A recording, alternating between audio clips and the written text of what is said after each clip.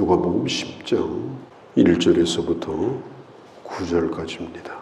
예수님은 12제자를 뽑으시고 그것으로 끝난 것이 아니라 70인의 제자도 주님께서 부르셨습니다. 12제자만 보낸 것이 아니라 오늘 성경에 있는 대로 3절에 갈지어다. 70인의 제자도 주님께서 전도를 내보내십니다.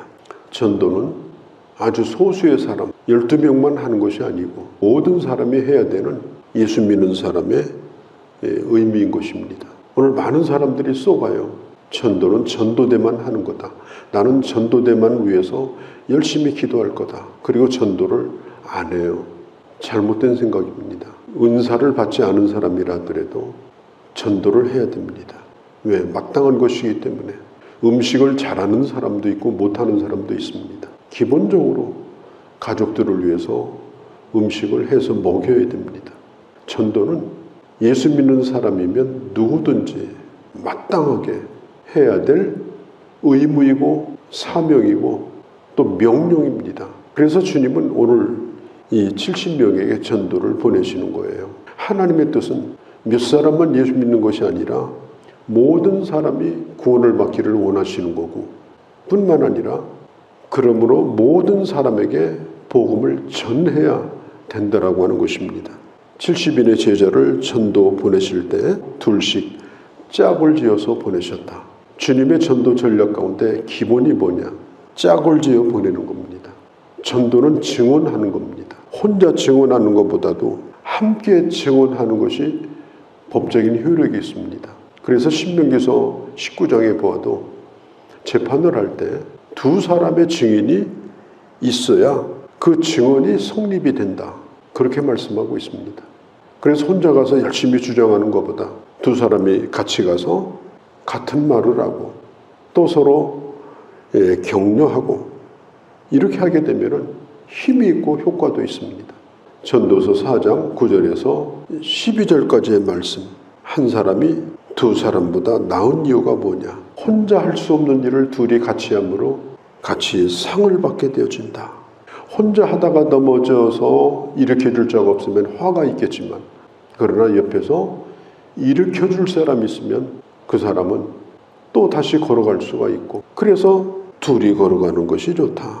그리고 혼자는 잘 끊어지지만 쉽게 낙심하고 좌절하고, 그렇지만 둘이 하게 되면 삼겹줄이 끊어지지 않는 것처럼 단단하게 주어진 일을 감당할 수 있다. 베드로와 안드레, 이게 형제거든요. 그런데 아주 환상적인 짝입니다. 성격이 완전히 다릅니다. 그런데도 짝을 이루었어요. 우리가 교회에서 사역할 때 꼭 마음에 맞는 사람끼리 일하냐? 그렇지 않습니다. 마음에 맞으면 전도하다가 그늘에서 쉬다가 또 와요. 마음에 맞으면 같이 집에 돌아가 버려요. 꼭 마음에 맞는 게 좋은 게 아니에요.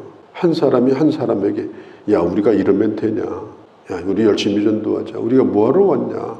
그러면 옆에 사람이 좀 힘들어도 또 하게 되고, 차라리 그런 게 낫죠.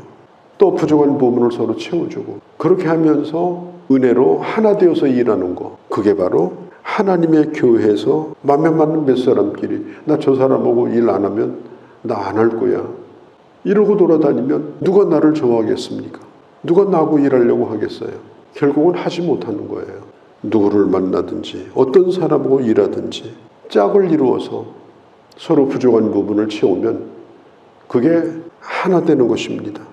이렇게 새벽에 그 일용직 구하는 인력 사무실에 가면 사람들이 쭉 아침에 서 있어요. 어디 일감이 있는가 싶어서.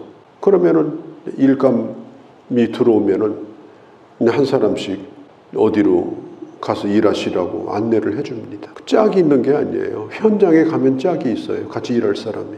그리고 거기서 맞춰서 일을 하는 거예요. 더군다나 우리가 같이 예수를 믿고 같이 신앙생활 하는데 나는 마음에 맞는 사람하고 일하겠다. 그건 해서는 안 될 얘기입니다. 사실은. 이런 일이든 저런 일이든 옆에 사람이 있으면 그 사람과 함께 즐겁게 일하고 함께 힘이 되어주고 이렇게 하는 게 참 중요합니다. 예수님도 짝을 이루어서 복음을 전하도록 12명을 보낼 때도 70명을 보낼 때도 마찬가지예요. 그들에게 이렇게 말씀합니다. 이르시되 추수할 것은 많되 일꾼이 적으니. 난감하잖아요. 왜? 곡식이라고 하는 게 추수꾼을 기다려주는 게 아니에요. 다 익어서 떨어져요. 땅에서 썩어요. 추수할 때가 있는 거예요.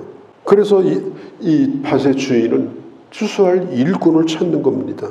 우리 주님께서 하신 말씀이 그거예요. 지금 70명을 보내면서도 이거 가지고는 많지 않은데 더 있어야 되는데 70명 가지고 되겠는가? 그러면서 안타까운 마음으로 하신 말씀이 2절의 말씀입니다. 옛날에 어떤 재벌 회장이 쓴 책 가운데 세계는 넓고 할 일은 많다. 아주 유명한 책이에요.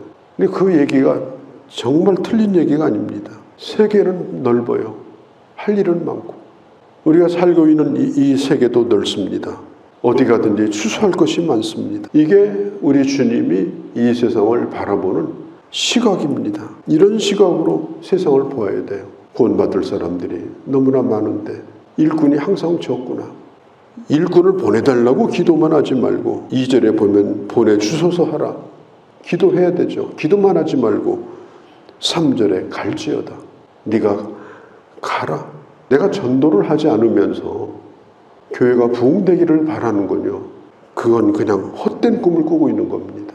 단 한 명이라도 전도를 하고 단 한 명이라도 열매를 맺고 열매를 못 맺었으면 어떻게 하든지 맺으려고 최선을 다하고 그렇게 하고 하나님이요 우리 교회를 부흥시켜달라고 그렇게 하는 게 마땅해요. 보내주소서 기도하라.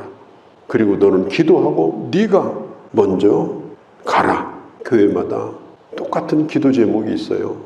특별히 목회자들의 기도 제목. 뭐 규모가 있어서 수천 명 나오는 교회도 그렇고 좀 작은 교회도 그렇고 똑같아요. 왜 우리 교회는 교인은 많은데 일할 사람이 없나? 교인은 많은데 일하려고 하다 보면 사람이 없어요. 사람이 없는 것이 아니라 정말 진실하게 헌신하는 사람, 정말 믿을 만한 사람, 하나님의 마음을 헤아려서 스스로가 늘 일을 찾아서 일이 눈에 띄는 사람, 이런 사람이 교회는 적은 거예요. 그래서 이 목회자들의 기도는 하나님, 우리 교회도 좋은 일꾼을 보내주세요. 그런 기도를 할 수밖에 없는 것입니다. 일할 곳은 많되 일꾼이 적다. 이걸 위해서 기도하라. 그러나 기도할 뿐 아니라 너는 나가라. 그 현장은 오늘 성경에 있는 대로 이리가 득실을 드리는 곳이에요. 내가 양을 이리 가운데 보낸다. 우리 주님은 이리 때를 이길 수 있는 싸나운 이리를 주님은 보내는 게 아니에요. 싸나운 사람, 강한 사람, 아주 용기 충천해가지고 큰 소리 치는 사람, 그런 사람을 하나님이 보내는 게 아니에요. 양처럼 연약한 사람, 부족해 보이는 사람. 그러나 분명한 것은 하나님이 함께 하심을 믿고 나가는 사람, 이런 사람을 주님이 원하시는 것입니다. 내 힘으로 힘들지만 하나님이 함께 하심을 믿고 그리고 순종할 수 있는 그런 사람. 그래서 성경은 말해요. 어린 양을 일 가운데 보냄 같도다. 뭘 또 가지고 가지도 말래요. 무장이라도 단단히 하고 이렇게 해야 되잖아요. 그런데 성경은 전대도 배낭도 신발도 가지고 가지 말라. 왜? 하나님 앞에 다 맡기고 가라. 복음을 전하는 것은 하나님이 함께하는 사역이기 때문에 그런 믿음으로 가라. 또 한 가지는 길에서 아무에게도 무난하지 말며 5절에 평안할지어다 또 무난하라고 그랬어요. 이 무난하지 말며 이 4절은 가다가 누구를 만났어요. 아유 정말 반갑다고. 그리고 몇 시간 동안 얘기하고 돌아와요. 그렇게 하지 말라는 거예요. 복음을 위해서 살고자 하면 또 복음을 전하러 갔으면 그 일을 해야지. 쓸데없는 것에 시간 보내지 말라. 사명을 본분을 잃어버리지 말라. 그런 뜻이에요. 또 한 가지는 5절에 평안을 빌라. 상대방이 나를 어떻게 대하든지 누구를 만나든지 평안을 빌라. 유대인들의 인사가 뭐냐? 샬롬입니다. 샬롬. 평화보다 귀한 게 어디 있습니까? 평화가 깨지면 무슨 소용이 있겠습니까? 제가 얼마 전에 어떤 유튜브를 봤는데 주식 투자하는 걸 봤어요. 어떻게 하면 주식 투자를 하나? 한참 들었어요. 그런데 늦다가 뺐다가 하는 건 100% 망한답니다. 적어도 3년에서 5년 이상은 묵혀둘 생각을 해라. 지금 값 떨어지는 주식을 사더라도 반드시 주식은 파도를 타지만 파도를 타며 올라가기 때문에 가지고 있으면 된다. 그런데 이런 얘기를 해요. 그런데 어떤 투자도 안 될 때가 있다. 다 망할 때. 그때가 언제냐? 전쟁 나면 망한다. 어떤 것도 건질 생각하지 말라. 그 사람이 뭐 주식 투자 전문가인데 그런 얘기를 해요. 내가 아무리 좋은 걸 많이 가지고 있어도 평화가 깨지면 소용없어요. 집에도 아무리 뭐 부동산 동산 많아도요, 식구들끼리 맨날 싸우면 그거 무슨 소용이 있습니까? 중요한 것은 평화입니다. 그래서 우리는 원수 같은 사람을 자꾸 미워하면 더 나빠져요. 평화를 추구해야 됩니다. 그리고 내게도 평강이 있고 그 사람에게도 평강이 임하도록 기도해야 되고, 우리 나라를 위해서도 마찬가지입니다. 제가 광화문에서 막 앞장서서 일하던 제가 그분을 만났어요. 이런저런 얘기를 했습니다. 왜 그렇게 소리를 지르고 욕을 하냐? 사람들의 분노를 일으키기 위해서다. 그래서 제가 그러면 성직자 자리를 내려놓고 그 일을 해라. 제가 진심으로 얘기를 한 적이 있어요. 얼마 되지 않는 일입니다. 아무리 뜻이 선하다더라도 사람들의 분노를 일으켜가지고 분노를 치밀게 만들어서 일을 하게 하는 것은 그것은 옳은 방법이 아니다. 아무리 선한 뜻으로 하는 일도 마찬가지입니다. 내가 다니는 회사 사장이 다른 종교 골수 신자라더라도 그를 위해 기도해야 돼요. 그를 예수 믿게 해주세요. 꼭 그렇게 기도하는 것도 중요하지만 진정으로 그가 어떤 종교를 믿든지 그 사람이 잘 되기를 기도하고 그가 평안하기를 기도하고 건강하기를 기도하는 것, 이게 바로 우리가 해야 될 일인 것입니다. 부활하신 주님도 제자들에게 처음 나타나가지고 부활하신 다음에 요한복음 20장 21절에 보면 평안할지어다 첫 마디가, 주님이 부활하시고 나서 제자들에게 처음으로 하신 말씀이 뭐냐면 평안할지어다 였습니다. 평안을 빌고 그 집에 머물러 있어라. 그냥 주는 대로 먹고 감사함으로 복음 전하러 왔으니까 본질을 잃어버리지 말라. 본분을 잃어버리지 말라. 한 5년 정도 됐을 때입니다. 우리 교회 부흥회를 그때 어느 분 모셔다가 했는데 이분이 얼마나 까다로운지 몰라요. 먹는 것도 까다롭고 자는 것도 까다롭고 강대상 앞에 뭘 꽃꽂이 해놓은 것도 마음에 드니 안 드니 그러고 자기 셔츠에 와이셔츠 목 사이즈는 몇인데 안 맞는다고 그러고 이 부흥회 하는데 섬기는 분들이 상처를 받았어요. 그래서 제가 한 90%까지 생각을 하다가 포기한 게 있어요. 뭐냐면 부흥회 고만하시고 가시라고. 됐으니까 가시라고. 보내려고 하다가 덕이 안 될까 봐서 그때 못한 그런 기억이 있는데 지금도 아주 불쾌한 기억으로 남아 있습니다. 우리가 하나님의 말씀을 전하고 또 주의 일을 할 때 대접이 시원찮다, 뭐 좋다, 본질을 잃어버리고 그렇게 하면 안 됩니다. 오늘 성경에도 말하지 않습니까? 어디에 들어갔든지 그냥 그 집에 유하면서 그걸로 만족하고 복음 전하는 일에 최선을 다하고 전심전력하라. 그것이 바로 주님이 가르쳐 주신 거예요. 복음은 기쁜 소식이잖아요. 행복한 소식이잖아요. 주님이 이런 말씀을 해요. 어디 가서 복음 전하다가 너를 거부하거든 발에 먼지를 털고 나오라. 이 말은 뭐냐? 하다가 실패하면요, 이 마음에 자신감을 잃어버려요.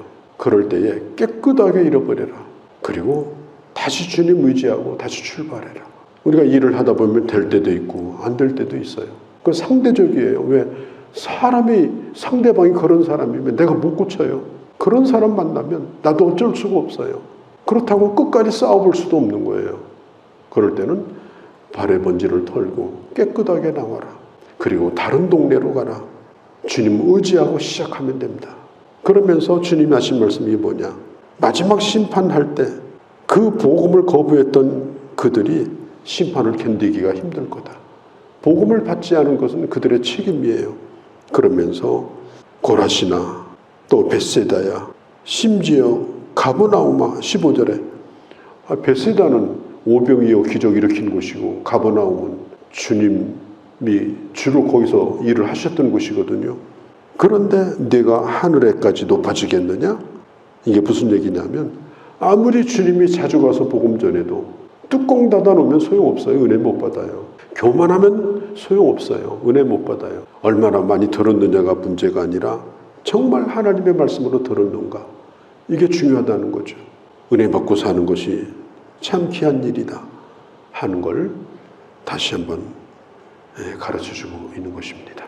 거룩하신 우리 아버지, 우리는 보냄받은 자입니다.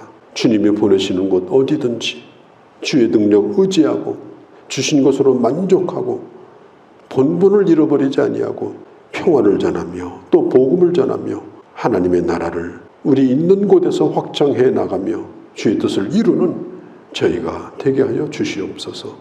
우리 주 예수님의 이름으로 기도하옵나이다. 아멘.